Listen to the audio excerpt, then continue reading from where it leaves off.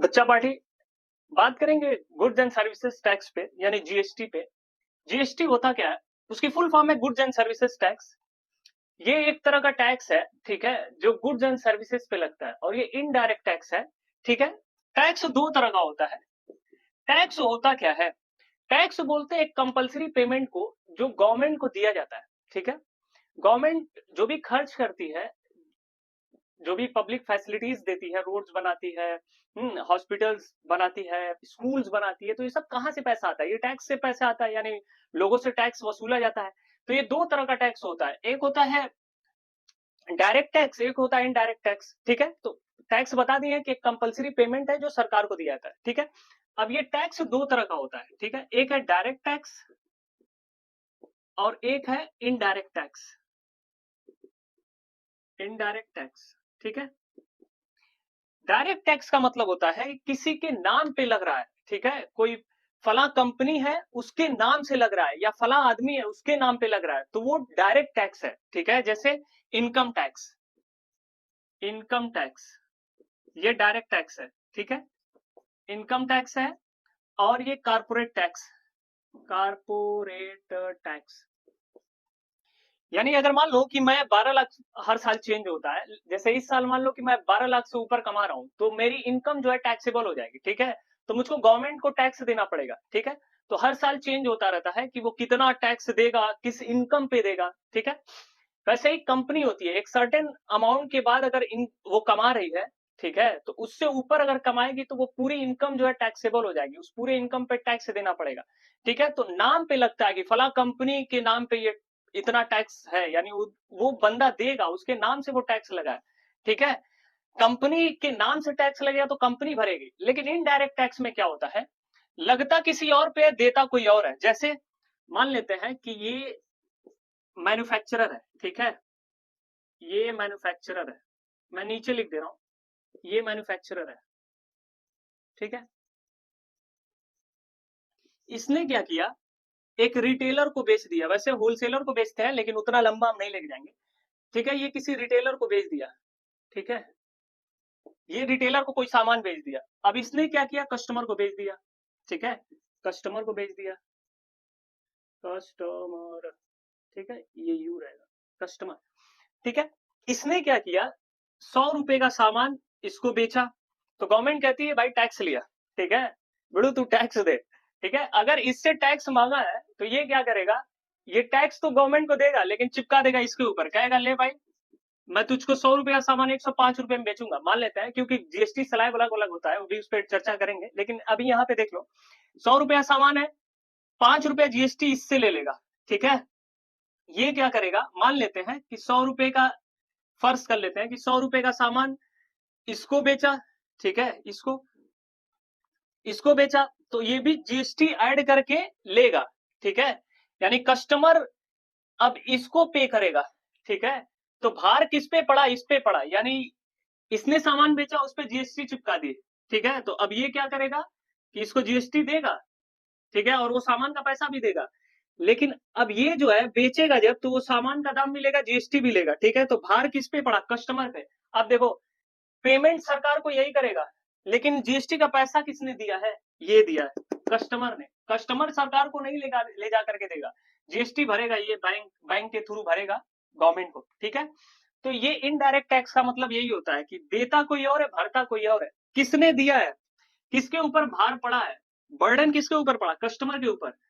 और किसने पे किया गवर्नमेंट को वो जीएसटी का पैसा, मैन्युफैक्चरर, ठीक है। तो आगे की बातें और कर लेते हैं, कैसे कैसे क्या होता है। अब देख लेते हैं जीएसटी कितने टाइप की होती है। जीएसटी होती है, एक होता है सीजीएसटी, एक होता है एसजीएसटी, एक होता है आईजीएसटी। जैसे मान लेते हैं कि कोई सामान है, ठीक है, उस पर 18% जीएसटी है, मान लेते हैं कि 18% जीएसटी है। तो अगर जैसे मान लो कि यूपी के है कोई बंदा, जैसे मान लो मैं यूपी का हूं, तो यूपी से अगर यूपी में ही बेच रहा हूं, जैसे मान लो कि मैं यूपी में रहता हूं और किसी ऐसे बंदे को सामान बेच रहा हूं जो यूपी का ही है, ठीक है।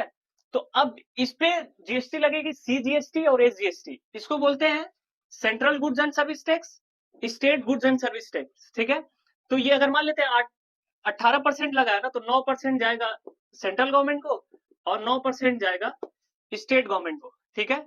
मान लेते हैं एमपी का कोई बंदा है, एमपी में बेच रहा है, तो यही लगेगा सीजीएसटी और एसजीएसटी। अगर मान लेते हैं कि कोई महाराष्ट्र का है और वो महाराष्ट्र में बेच रहा है, तो वो सीजीएसटी एसजीएसटी लगेगी।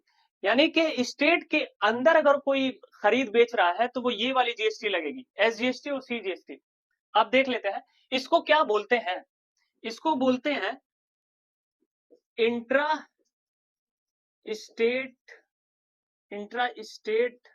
ट्रांजैक्शन, ठीक है। यानी अगर स्टेट के अंदर लेन देन किए हो तो इंट्रा स्टेट ट्रांजैक्शन कहेंगे, और इंट्रा स्टेट ट्रांजैक्शन है तो सीजीएसटी और एसजीएसटी लगेगी। लेकिन अगर मान लेते हैं यूपी का बंदा हरियाणा में बेचे, यूपी का बंदा बिहार में बेचे, यूपी का बंदा ले जाकर के पंजाब में बेचे, तो स्टेट से बाहर निकल गया ना, तो उसको बोलेंगे इंटर स्टेट ट्रांजैक्शन, वहां पे ये लगेगा आईजीएसटी। अब मान लेते हैं 18% है, तो पूरा 18% आईजीएसटी एक साथ लग जाएगा और ये चला जाएगा सेंट्रल गवर्नमेंट को। ये अलग बात है कि फिर वो स्टेट गवर्नमेंट को भी कुछ पैसा देती है सेंट्रल गवर्नमेंट, लेकिन वो तुम्हारा काम नहीं है, इससे तुमको सिर्फ 18% ही लगाना है। जैसे मान लेते हैं यूपी का बंदा है, उसने क्या किया, इसने महाराष्ट्र में बेच दिया। यूपी का बंदा है, इसने क्या किया, बिहार में बेच दिया, ठीक है। बिहार का कोई बंदा है, इसने क्या किया, मान लेते हैं पंजाब में इसने बेच दिया, तो कौन सी जीएसटी लगेगी, आईजीएसटी लगेगी, ठीक है। और पूरा पूरा 18% लगेगी, ठीक है। तो इसको बोलेंगे इंटर स्टेट ट्रांजैक्शन, ठीक है। अगर इंटर स्टेट ट्रांजैक्शन कर रहा है तो आईजीएसटी लगेगी। होता है ना इंटर कास्ट मैरिज, अगर इस कास्ट से बाहर निकल के शादी करते हैं inter state caste, sorry inter caste marriage बोलते हैं। वैसे ही याद करने के लिए याद कर लेना, ठीक है। तो आते हैं और नेक्स्ट टॉपिक पे देखें।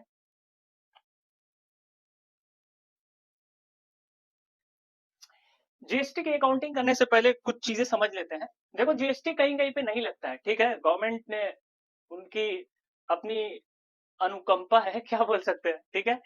तो जीएसटी कुछ कुछ कुछ चीजों पे नहीं लगती है, ठीक है। इसमें कोई कंसेप्ट नहीं है कि क्यों नहीं लगती है, वो उनकी अपनी श्रद्धा है कि क्यों नहीं लगाए हैं। जीएसटी लगती नहीं किस पे, सैलरी एंड वेजेस पे, एजुकेशनल सर्विसेज पे, यानी जो एजुकेशनल सर्विस देते हैं उन पे जीएसटी नहीं लगेगी, इलेक्ट्रिसिटी एंड वाटर पे, ठीक है, इंटरेस्ट पे नहीं लगेगी, और हेल्थ सर्विसेज कंसल्टी फी पे, दवा पे लगती है। लेकिन अगर डॉक्टर से अगर कंसल्ट करने गए हो तो उस पे जीएसटी नहीं लगेगी, ठीक है। तो ये सारी चीजें जिसपे जीएसटी नहीं लगती है।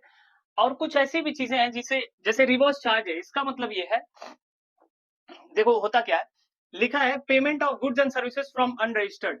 अगर जैसे पेमेंट की हो तुम, ठीक है, किसी अनरजिस्टर्ड से कोई सामान खरीदते वक्त, जीएसटी भी तुम ही गवर्नमेंट को ले जाकर पे करोगे, वो दुकानदार नहीं पे करेगा, ठीक है। इसके पहले क्या होता था कि दुकानदार ही पे करता था, यानी जो फाइनल जिसने पहले बेचा है वही ले जाकर के पे करता था, जो पहले बताए थे, ठीक है। इस तरह से 3 कड़ी थी ना, ठीक है। तो कस्टमर नहीं पे करता था, यही बंदा जाकर के पे करता था। लेकिन अगर तुम अनरजिस्टर्ड से खरीदो, यानी जिसके पास जीएसटी नंबर नहीं है, तो फिर तुम ही ले जाकर के गवर्नमेंट को पे करोगे, ठीक है। और एक है payment of fee to lawyer, अगर कोई वकील है उसको फी पेमेंट की हो, यानी फीस दी हो, तो उस पे जो जीएसटी है वो भी तुम ही ले जाकर के पे करोगे, ठीक है। तो रिवर्स चार्ज बोलते हैं। और एक रिवर्स चार्ज है payment for use of copyright. Copyright का अगर पेमेंट है, जैसे कुछ कुछ चीजें होती हैं जो तुम यूज नहीं कर सकते, ठीक है, कॉपीराइट आ जाता है, पता है, यूट्यूब वगैरह में भी होता है। तो उस तरह की चीजें हैं, तो वो फिर उसका अगर पेमेंट किए हो, ठीक है, तो उसमें भी जीएसटी तुम ही जाकर के पे करोगे, ठीक है। अब आते हैं अकाउंटिंग पे। इसकी अकाउंटिंग कैसे होती है, क्वेश्चन से समझेंगे ज्यादा बेहतर समझ में आएगा, ठीक है।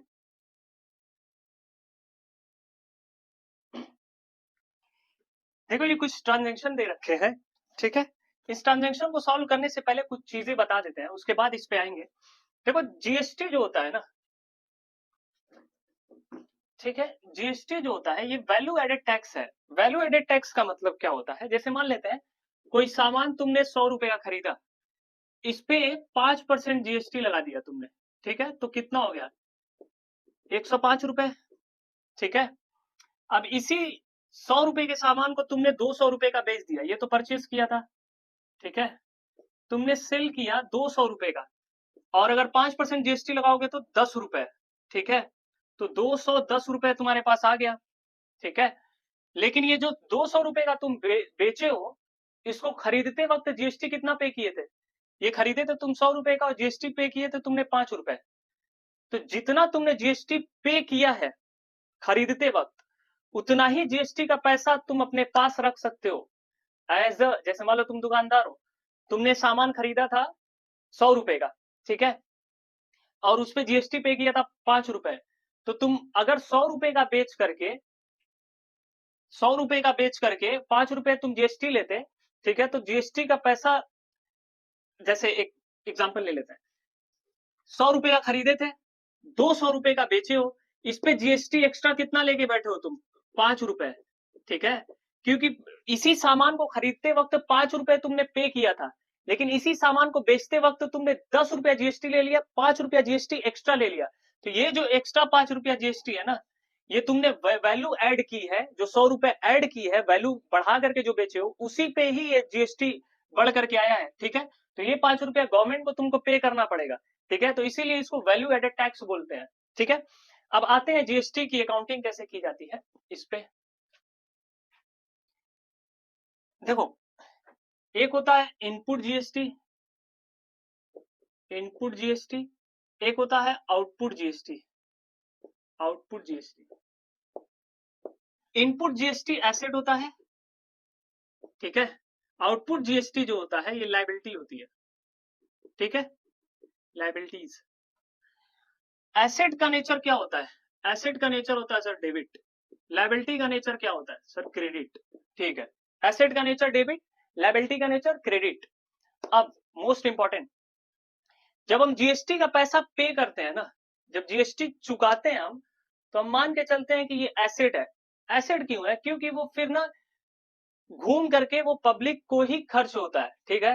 इंडिया में अलग होता है, वो नेता लोग आई एम जस्ट किडिंग, ठीक है। तो ये क्या होता है, जैसे अगर जीएसटी का पैसा गया है गवर्नमेंट के पास, तो गवर्नमेंट क्या करेगी? जो इंफ्रास्ट्रक्चर्स है, ठीक है, पब्लिक इंफ्रास्ट्रक्चर, उस पर खर्च करेगी, रोड्स बनाएगी, हॉस्पिटल बनाएगी, ठीक है, और बड़े बड़े पुल बनाएगी, ठीक है, और बड़े बड़े पुल तो खाई जाते हैं सब नेता लोग। तो अब ये जो बनाएगी, तो इसको हम मान के चलते हैं जो पे किया है ना वो एसेट है। और अगर जीएसटी का पैसा रख लिए हो, ठीक है, बेचते वक्त रख लिए हो, तो वो अपने पास आ गया, वो लायबिलिटी हो जाती है, ठीक है। तो अब इसको क्वेश्चन से जब करेंगे तो ज्यादा बेहतर समझ में आएगा, ठीक है। अब देखो, पहला लिखा है purchase of goods for 5 lakh from Amit. 5 lakh का हमने गुड्स खरीदा है, कैश में नहीं खरीदा है, नाम दे रखा है। अगर कैश होता और नाम होता तब हमने कैश में खरीदा है। जैसे लिखा है purchase goods for 5 lakh from Amit, तो ये उधार खरीदा है। अगर यहीं पे लिख दूं purchase goods for, purchase of goods for 5 lakh from Amit for cash, तब ये कैश में खरीदा गया है, ठीक है। और सिर्फ लिख दूं purchase of goods for 5 lakh, नाम नहीं है, तब भी कैश है, ठीक है। अगर नाम हो और कैश ना हो तो उधार है।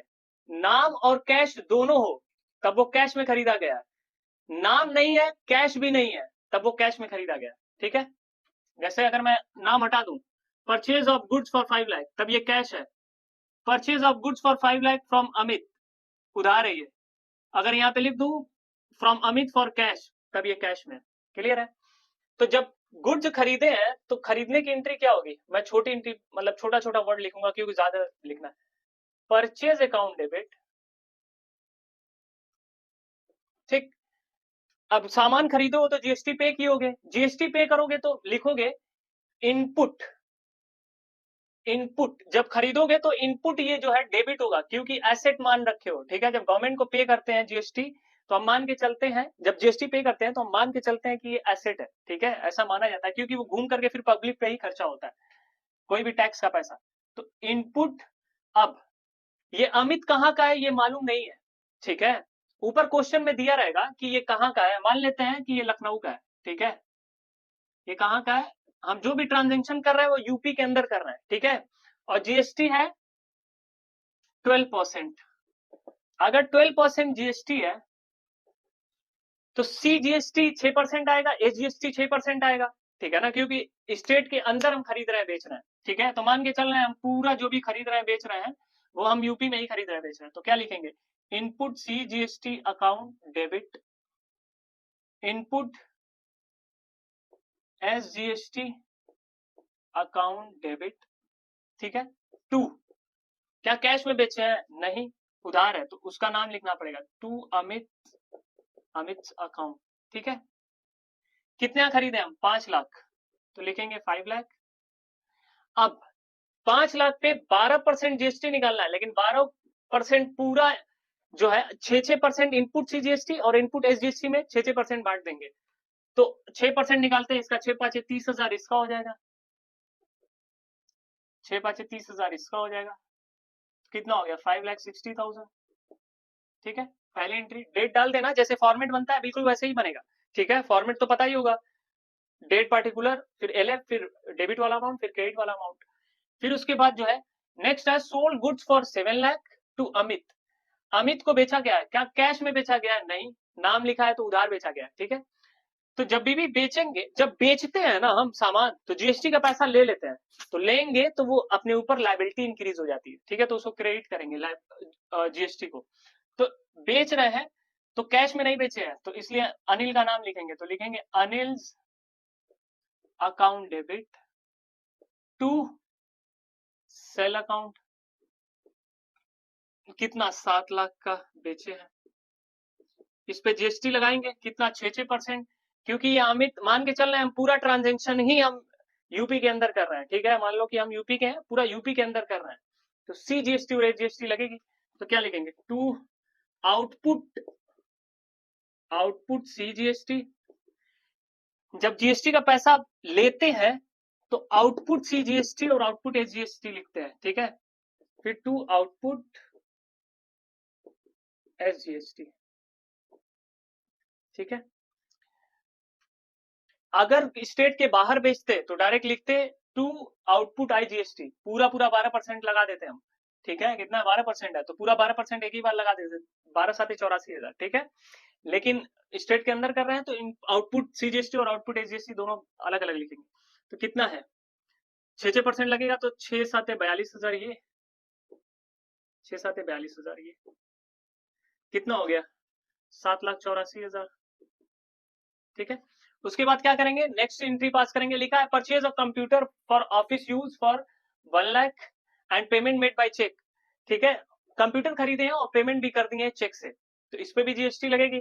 तो कंप्यूटर को कंप्यूटर भी लिख सकते हो, ऑफिस इक्विपमेंट भी लिख सकते हो, मैं लिख रहा हूं कंप्यूटर, कंप्यूटर अकाउंट डेबिट। कितने का खरीदे हैं? 1 लाख का, ठीक है जी, 1 लाख। जितने का सामान खरीदते हैं वो सामान के सामने लिख देना।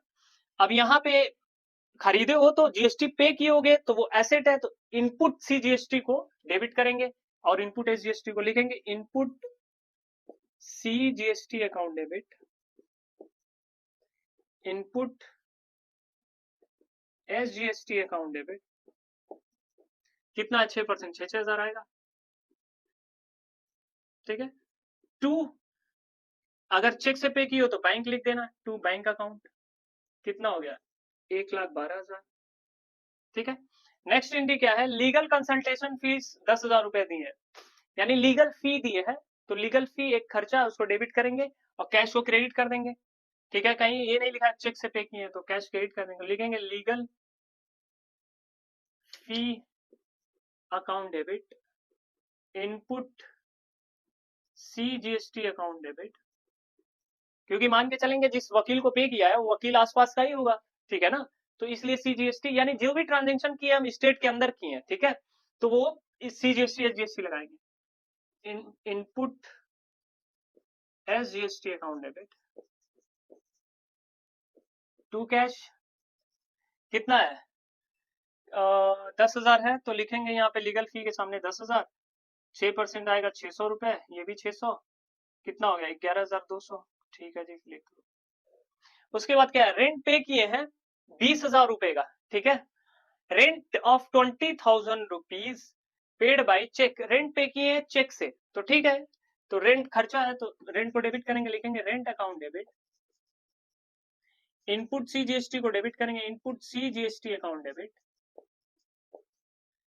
Input S GST account debit. किससे पे किए? कैश में कि चेक से? चेक से, तो बैंक लिख देना, टू बैंक अकाउंट, ठीक है। कितना है? ये है जी कितना है, 20,000 रुपए। तो रेंट के सामने लिखना 20,000, और 6% कितना आ जाएगा, 6 दूना के 1200 रुपए, ये 1200 रुपए ये, तो ये हो जाएगा 22,400। ठीक है, तो ठीक है। अब क्या कर रहा है, कह रहा है कि payment made of balance amount of GST. अब जीएसटी का पेमेंट करना है, इसका मतलब क्या है। अच्छा, इसको मिटा दे रहे हैं, ठीक है, ये जो एंट्री है ऊपर वाली, इसको मिटा दे रहे हैं। स्क्रीनशॉट लेना है तो ले लो, ताकि ये जो एंट्री है उसको हम करेंगे। ठीक है,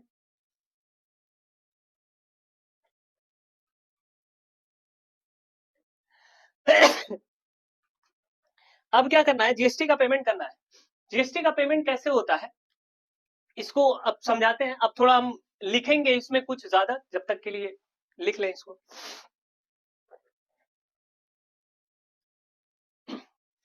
अब क्या करना है कि जीएसटी का पेमेंट करना है। जीएसटी का पेमेंट कैसे किया जाता है, उसको एंट्री के थ्रू किया जाता है। जैसे मान लो मैं दुकानदार हूँ, जीएसटी, ठीक है, जीएसटी का पैसा लिया होगा और खरीदते वक्त पे किया होगा। ठीक है, सामान को खरीदते वक्त मैंने पे किया होगा और बेचते वक्त ले लिया होगा। तो अब उसका पेमेंट कैसे किया जाता है उसके बारे में देख लेते हैं। अभी उसका पूरा कॉन्सेप्ट समझाएंगे, पहले तो ये देख लेते हैं इनपुट सी जीएसटी कितना है। इनपुट सी जीएसटी देखो कहाँ का है, इनपुट सी जीएसटी 30,000, लिख लो 30,000 पूरा, पहले ऐड कर लो इनपुट सी जीएसटी। और इनपुट सी जीएसटी और कहाँ कहाँ पे है, यहाँ पे है 6,000, इसको लिख लो 6,000। फिर इनपुट सी जीएसटी और कहीं पे है, यहाँ पे है 600 रुपए। ठीक है, तो लिख लो 600। और एक इनपुट सी जीएसटी 1200, तो लिख लिए 1200। वैसे ही इनपुट एस जीएसटी, जितना इनपुट सी जीएसटी होगा उतना ही इनपुट एस जीएसटी भी होगा। ठीक है, 30,000 यहाँ पे, 6,000 यहाँ पे, और फिर 600 रुपए, और फिर 1200 रुपए यहाँ पे। ठीक है, आउटपुट सी जीएसटी कितना है, आउटपुट देखो 42,000 सी जीएसटी है और 42,000 एस जीएसटी है, और कहीं पे आउटपुट वाली जीएसटी कहीं पे नहीं है। ठीक है, तो अब पेमेंट क्या कैसे होगा, अगर सिर्फ आउटपुट जीएसटी होती है हमारे पास, ठीक है, तो हम क्या करते हैं, आउटपुट जीएसटी को पूरा पूरा पे कर देते हैं।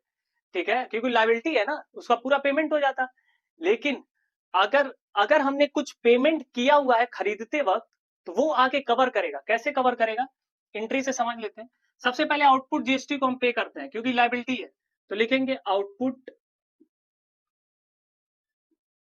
Output C GST account debit,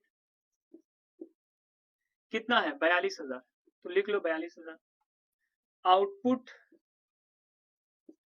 S GST account debit कितना है 42,000।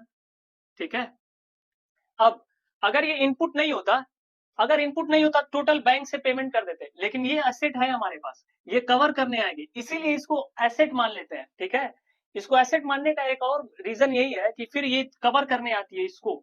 ठीक है, अगर हमारे पास ये नहीं होता ना तो पूरा 84,000 पेमेंट होता, लेकिन इस सामान को खरीदते वक्त हम पेमेंट भी किए थे ना। ठीक है, तो वो कवर करने आएगा। अब देख लेते हैं टोटल कितना है, टू।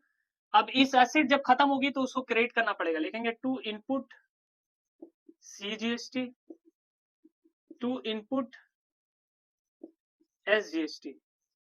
ठीक है, तो कितना है 30,000, 36,000, 36,000, और ये 18 कितना हो गया 37,800, 37,800, और ये कितना हो गया 37,800। ठीक है, क्लियर है। जैसे मान लो कि अगर 100 रुपए का सामान हमने, जैसे मान लो मैं दुकानदार हूँ, कोई सामान 100 रुपए का खरीदा हमने, ठीक है, और 100 रुपए का ही बेच दिया, उस पे 5% जीएसटी लगाया था। तो अब मान लेते 105 रुपए का मैंने खरीदा था, 105 रुपए का बेच दिया, तो अब जीएसटी जितना मैंने पे किया था उतना ही ले लिया, तो अब गवर्नमेंट को मैं नहीं देने जाऊंगा। ठीक है, मैंने बस वो जो होलसेलर था उसको मैंने दे दिया, बस बात खत्म। लेकिन अगर 5 रुपया, जिस सामान को खरीदते वक्त मैंने 5 रुपया जीएसटी पे किया था, उसी सामान को बेचते वक्त अगर मैंने जीएसटी 10 रुपए ले लिया है, तो वो जो 5 रुपया ज्यादा लिया है जीएसटी, वो वाला गवर्नमेंट को पे करना पड़ेगा। ठीक है, तो एकदम बस सही है। तो अब ये हो गया 84,000, और ये कितना हो गया 37,800, और 37,800 कितना हो जाएगा 37,800, 37,800, 006, इसलिए 7 7 14, 15 के 5 अस्सी, 1, 75,600। ठीक है, तो ये हो गया 75,600, 84,000 में से घटा दो, 84,000 में से 75,600 घटा दो, कितना हो जाएगा 4, और ये हो गया 13 में से 5 जाए 8, 8400, ये जो है 8400 बैंक करके पेमेंट करना पड़ेगा, लिखेंगे टू बैंक, ठीक है। अब ये पेमेंट हो गया जीएसटी का, यानी हमने कितना पेमेंट किया 8400, यानी ये हमारा पेमेंट अमाउंट है, ठीक है। तो इस तरीके से एंट्री होगी। बाकी का कॉन्सेप्ट जो है आगे की वीडियोस में देखेंगे, और भी बहुत सा कॉन्सेप्ट है, ठीक है।